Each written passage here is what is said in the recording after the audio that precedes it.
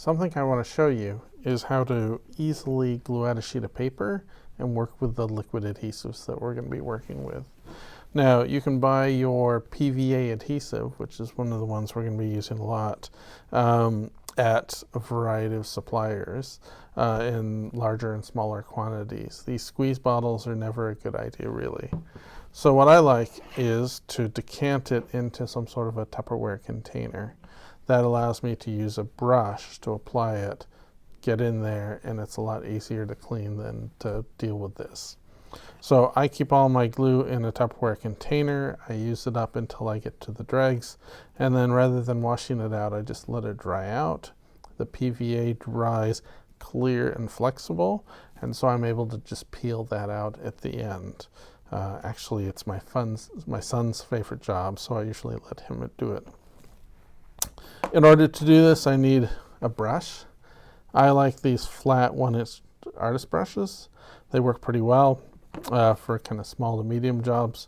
I also have larger brushes and round brushes for larger areas. So we need our brush, we need some glue, we need the paper we're going to be gluing out, and then some waste paper. I use newsprint because it's cheap and it's pretty easy to find. I want waste paper that's going to be bigger than the paper I'm going to be gluing out, and then whatever my paper is going to be glued onto, whether it be a board or some other part of the book. So here's the parts, and let's go ahead and get started. When I glue out, I like to have a moist brush. I don't want to add a whole lot of water to my PVA, but I want a moist brush that's going to make it easier to clean up later.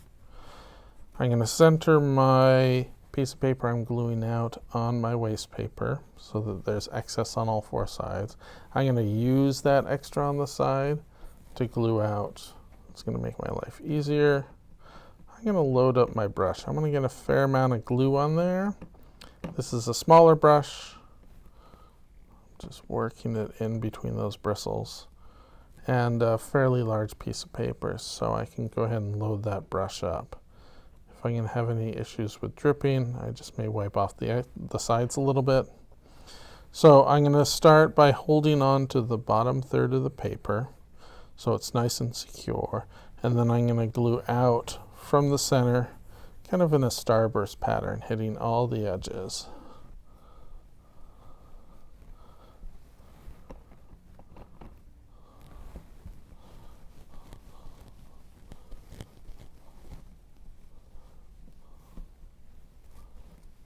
So get all that nice and neat. We want enough glue that it's going to stay moist and wet until we're done with the process. There we go. But not so much that we kind of get glue seeping out everywhere where we don't want it to be. So now what I'm going to do is turn this around a little bit. I'm now going to hold on to the top half with just my fingertips, keep anything from moving around, and then I'm going to glue out this bottom half again in that starburst pattern. The paper might start to move and curl a little bit. That's because the moisture in the PVA is hitting one side of the sheet of paper and it's causing it to expand on one side quicker than the other side. One of the things I like to do is give the paper some time to relax and to expand.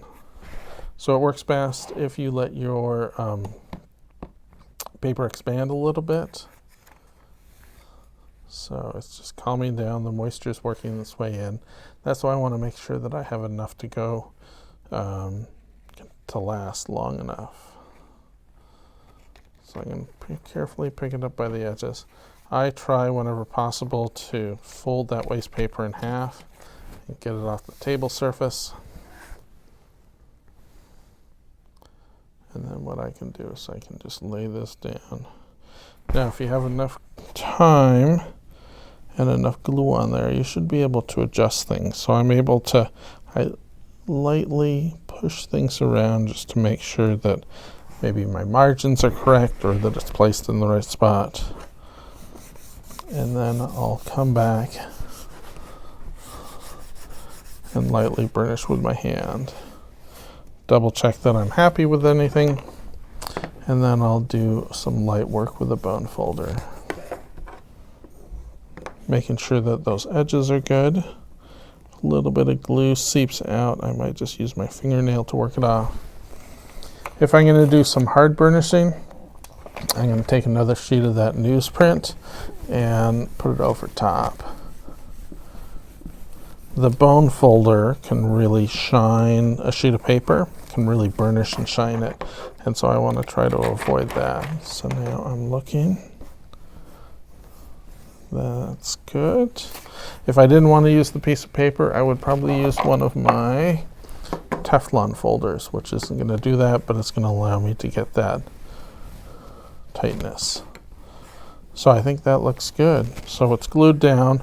I'll probably put it under a board or under some bricks, probably with a piece of wax paper on top of this to make sure our books or boards don't get stuck to it or get moisture. And I think we're good on gluing two pieces of material together.